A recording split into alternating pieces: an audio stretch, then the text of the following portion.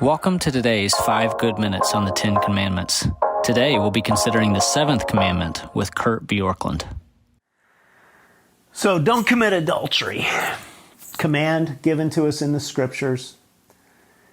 And part of this isn't just knowing where we're vulnerable and resisting temptation and enriching our marriage, but there's also a component that understands that all of our sin, as we said, Martin Luther has said, is a failure to keep the first commandment.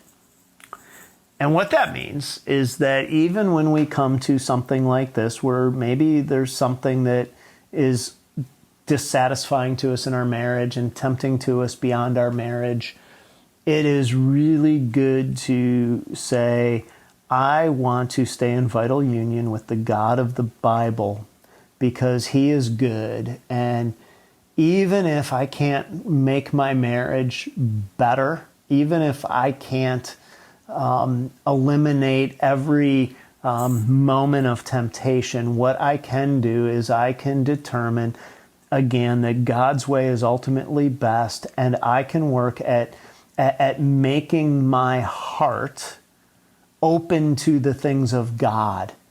Because part of committing adultery isn't just cheating on a person, because usually we can get to a point where we feel justified. I certainly have seen this over the years where people start to build a case against their spouse.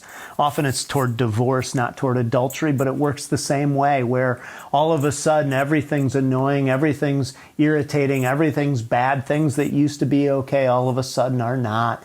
And the union with Jesus Christ says, even if I feel this way about my spouse, I will not do this evil and sin against God. And in order to live in that space like Joseph lived in Genesis 39, we need to be in a place where we say what God wants is for my good, and I will cultivate my relationship with God as part of my spiritual discipline. Now, this is not a new idea. This isn't a really hard idea. But I want to say something especially to those of you who are in a hard marriage right now.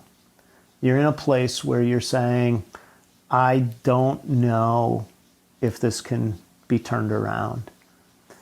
And what I just want to say is if you can turn toward the Lord, go through whatever process is in front of you in an honorable way. And what I mean by that is if this is headed toward divorce, there's an honorable way to divorce and a dishonorable way.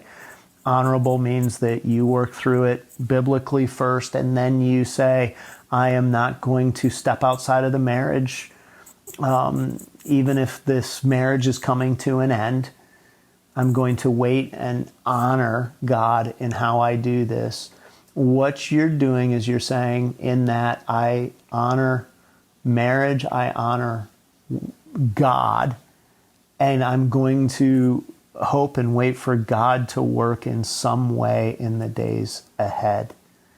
And so if you find yourself having tempting thoughts, if you find yourself at times dissatisfied in your marriage, it is a reason to redouble your efforts toward your marriage, but also lean into your spiritual life in a deeper, fuller way, because simply saying no to the temptation is not ultimately the answer. It's saying, I trust God enough, I know God enough to know that He has my best at heart. And even if I can't see it today, and even if I think this thing that looks like it's exhilarating and fun, that I know it'll actually bring devastation into my life, because I know that God is true to His word. And so I will choose to pursue what is good and right as a follower of Jesus.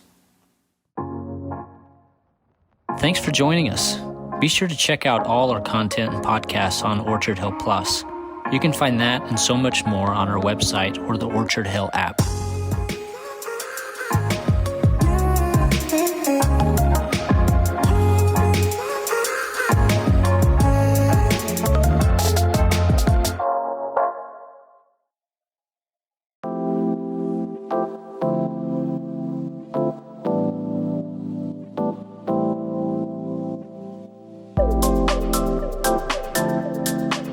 day.